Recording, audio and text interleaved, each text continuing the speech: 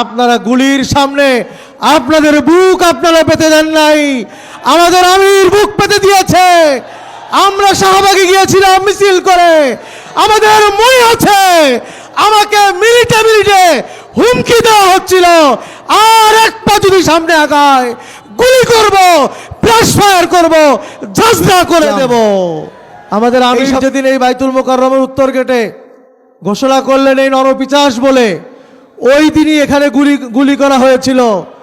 ওই দিনের মিছিলে আমিও ছিলাম, আমাদের নেতৃবৃন্দ ছিলেন, যারা গুলি খেয়েছে তারাও এখানে আছেন।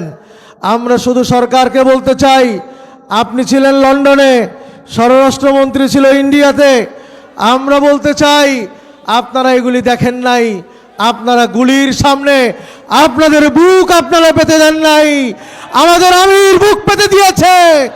আমরা শাহবাগে গিয়েছিলাম মিছিল করে, আমাদের মনে আছে আমাকে মিনিটে মিনিটে হুমকি দেওয়া হচ্ছিল, আর এক পা যদি সামনে আগায় গুলি করব, ফ্ল্যাশ ফায়ার করব, ঝাঁঝরা করে দেব। এই সকল গুলির ভয়কে উপেক্ষা করে আমরা সামনে গিয়েছিলাম, আন্দোলন করেছি, নতুন বাংলাদেশ পেয়েছি। এই বাংলাদেশ আমরা এখন যা হচ্ছে তা দেখতে আমরা চাই নাই। কাঁচামরিচের কেজি 400 টাকা, অন্যান্য দ্রব্যমূল্যের যে ভয়াবহ অবস্থা, গ্যাস নাই, অন্যান্য সংকট চরমভাবে, এর মধ্যে চলছে দখলদারিত্ব।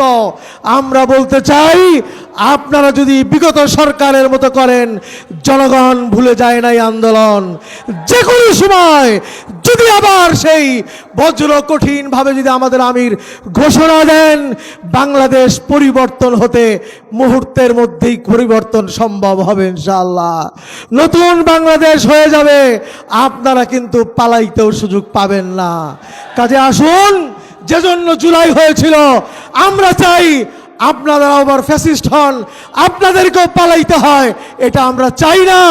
আমরা চাই আসুন সকলে মিলে সুন্দর একটি বাংলাদেশ গড়ে তুলি, শরিয়া ভিত্তিক মানুষের অধিকার প্রতিষ্ঠিত হয়, এমন একটি বাংলাদেশ আমরা বিনির্মাণ করি।